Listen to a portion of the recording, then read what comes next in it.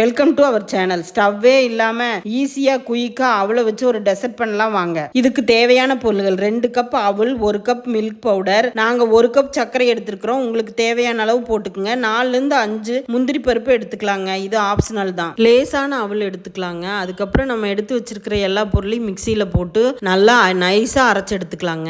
இதை பால் ஊற்றியும் பிசையலாங்க. பால் ஊற்றினா ரொம்ப நாள் வச்சிருக்க முடியாது. அதனால தண்ணி ஊற்றி நல்லா சப்பாத்தி மாவு மாதிரி பிசைஞ்சுக்கலாங்க. இப்போ பிசைஞ்சு வச்ச மாவை 2ஆ பிரிச்சுக்கலாங்க.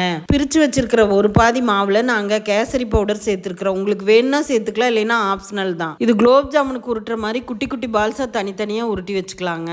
கையில் எண்ணெயோ நெய்யோ தடவிட்டு உங்களுக்கு என்ன சேஃப் வேணுமோ அந்த மாதிரி சேவ் பண்ணி கிரியேட்டிவிட்டிவாக குழந்தைங்களுக்கு கொடுங்க. சூப்பராக இருக்கும். இது ரொம்ப ஈஸியானதுங்க. நீங்கள் அடுப்பே பற்ற வைக்காமல் சீக்கிரமாக செஞ்சிடலாம். அடுத்த வீடியோவில் சந்திக்கலாம். பாய் பாய். இது உங்களுக்கு பிடிச்சிருந்தா ஷேர் பண்ணுங்கள், கமெண்ட் பண்ணுங்கள், லைக் பண்ணுங்கள். Thanks Perima for this delicious recipe.